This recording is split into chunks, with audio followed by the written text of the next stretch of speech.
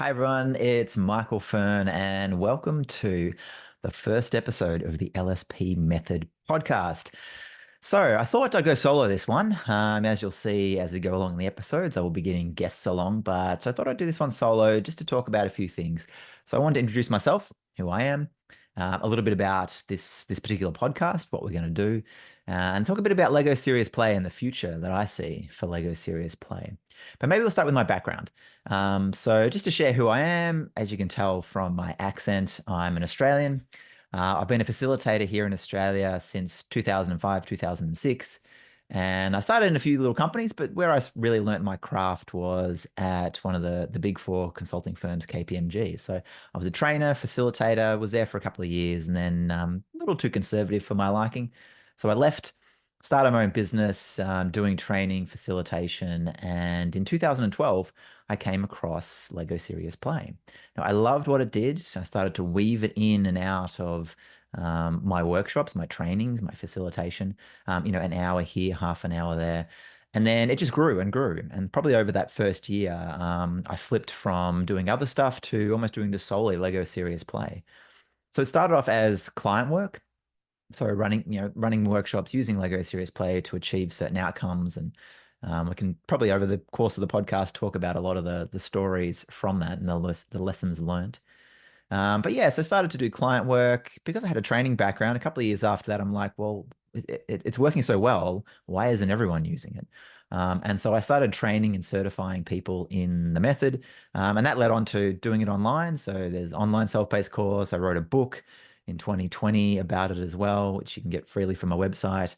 And now to the point where I'm training other people to go off and do their own certifications. So taking experienced LSP people and empowering them to sort of get training people. And I'll talk about that history and how it's weaved into sort of my future vision of what I want Lego Serious Play to be. So that's a little bit about me. My background, I studied psychology and philosophy. So I love the sort of group dynamics of facilitation, but I'm really interested in some of the sort of scientific underpinnings of Lego Serious Play and that match between that and what it can achieve in the business and other realms. Anyway, that's about me, but that's not super important. What's important is this podcast, the Lego Serious Play method. So let's get into that. I thought I'd start with this podcast, the LSP Method podcast. It's obviously about Lego Serious Play. That's the method that I love and that I love to talk about and to share. So it's going to be, well, first off, maybe I'll talk about the format. So it's going to be very raw. As you can see from what I've got at the moment, it's a video podcast because we're going to be showing Lego models and things like that. But it's also like for this one, I've got pretty terrible lighting. Yeah, I got a good mic, but I'm just wanting it to be really raw. I don't want what I've found over the years is I've wanted to do a podcast and been held back by the technical aspects. And so I just don't want to be held back by that. So I'm going to be using things like Zoom. I'm going to hit the record button. There's going to be no edits. It's just authentically me and the people that I'll be chatting with. So, excuse any sort of things like that, like the lighting, the sound. I'm not going to do fancy intros. I just want to get out volume. I want to meet the people of Lego Serious Play and share this wonderful method. And I don't want anything to get in the way of that. You may even hear like my kids, not today, they're off at school, but you may even hear my kids in the background sometimes making a ruckus. So it's going to be very raw and unedited. Um, Now, in terms of what I'll be doing, it'll be a mix of sort of solo episodes like this, where I'll share some insights about Lego Serious Play, maybe some topics, controversial topics, some insights. So there'll be lots of learnings. But I'm also going to be interviewing people. So I've actually already done two interviews with Lego Serious Play and using the building and things like that. They're LSP people, and they'll come out in the next few weeks.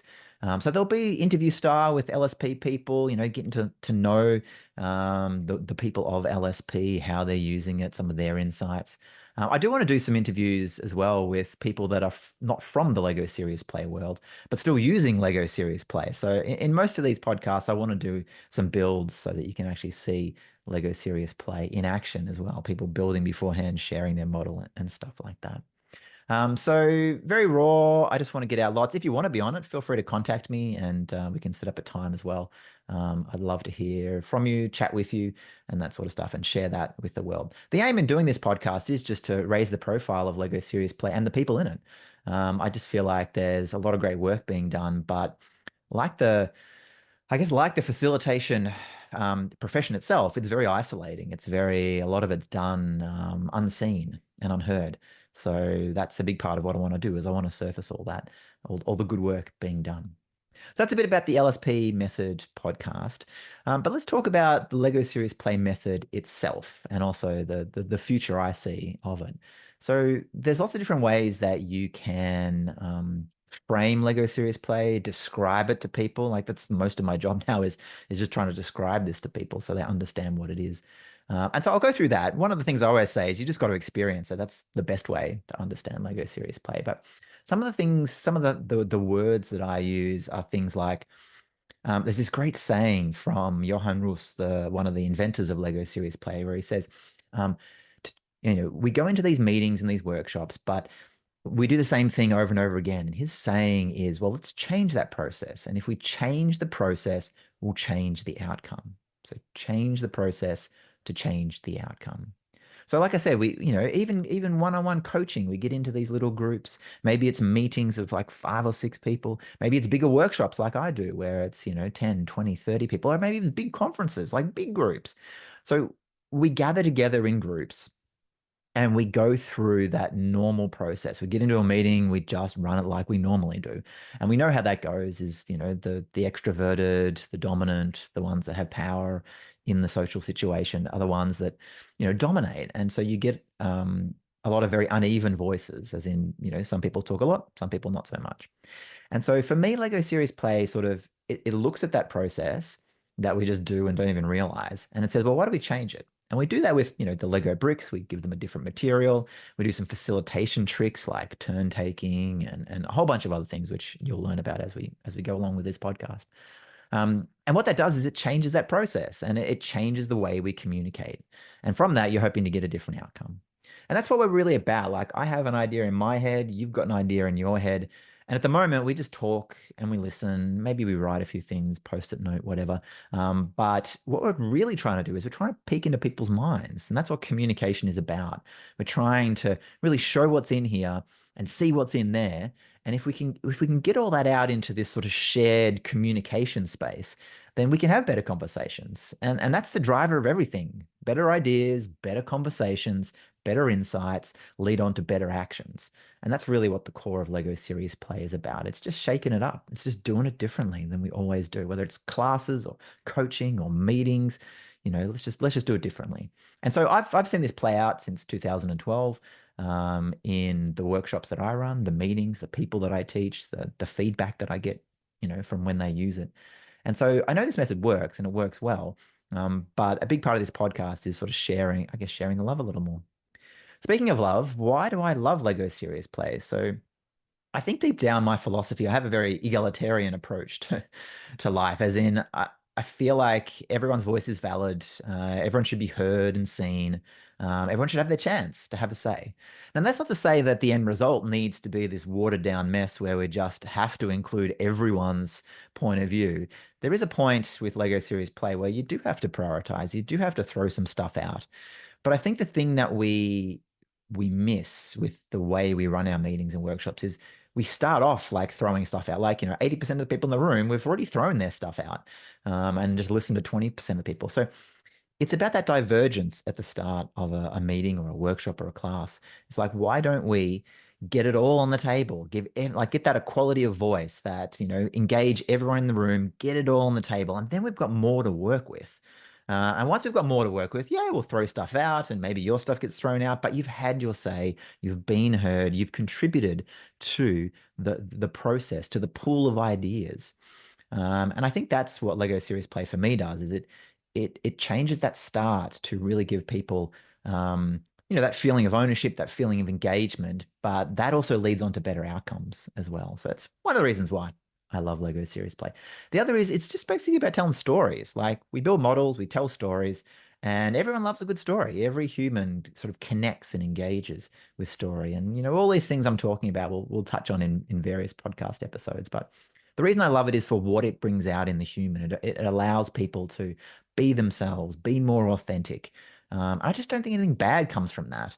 Like just an aside, I had this, I think it was my second session. I had this workshop. I won't go into it too much, but you know, the workshop itself didn't go so well. It was a Lego Series Play one, but it was because what it did was it showed there was around a communication issue, and it showed what the communication issue was. It was actually the CEO at the time. He was the big problem. The big, and the Lego Series Play method worked its treat. It showed people what the communication problem was. Now, a few people after that workshop, within a few months, they left. They resigned. They left the company.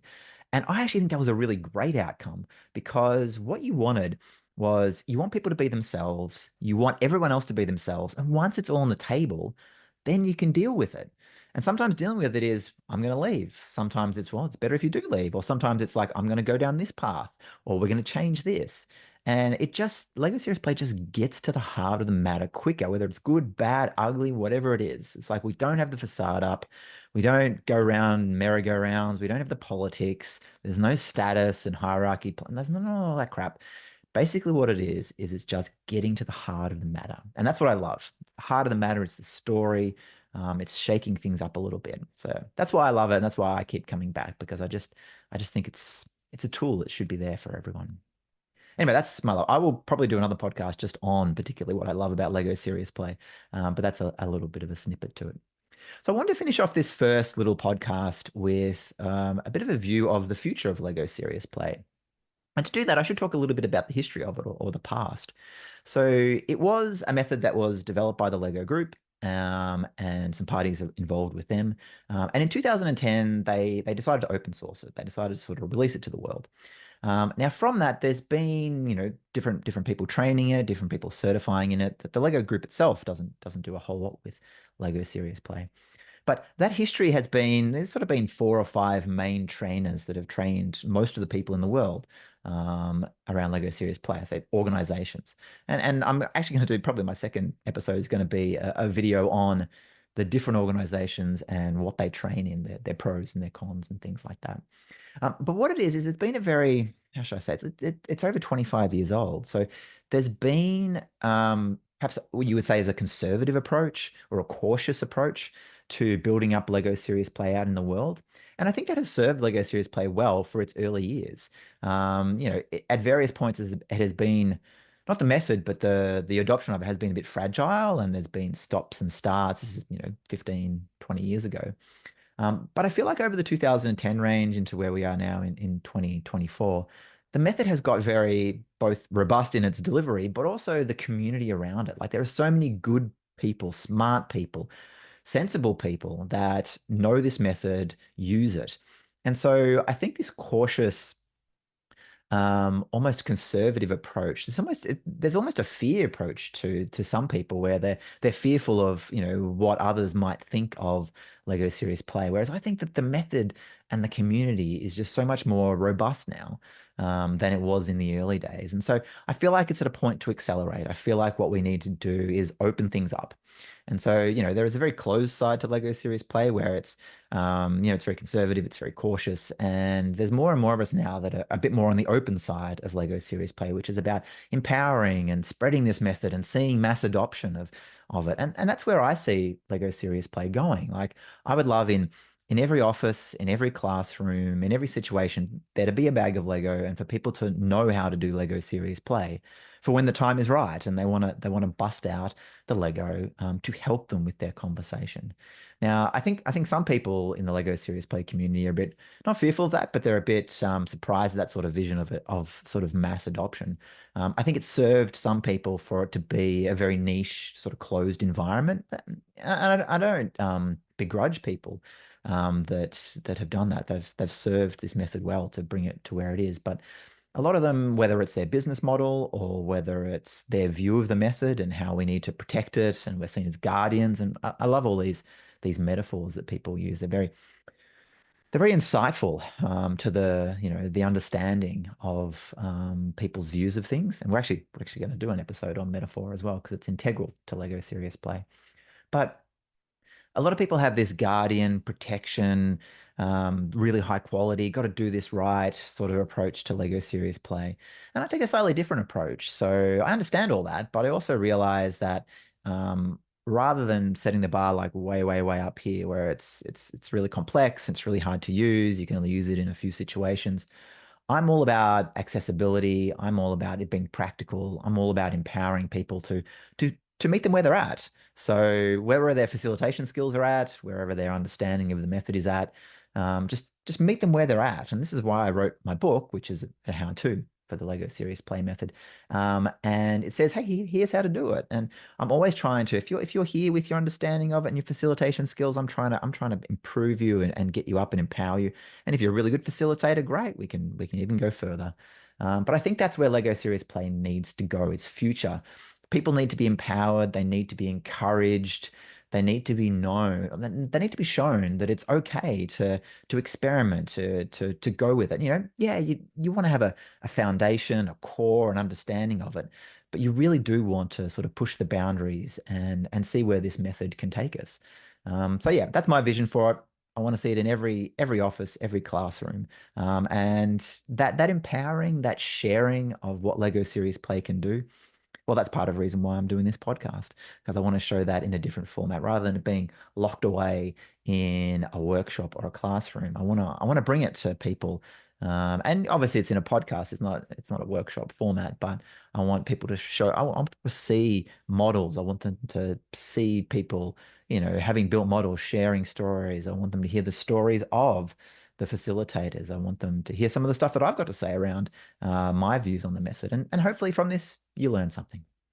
All right, that's it for this first one. Nice, short, sharp. I'm going to get on to recording my second episode. And I think this second episode is going to be one around the different trainers, the different people that are doing training in Lego Serious Play. I want to give people an insight into who they are, what they do.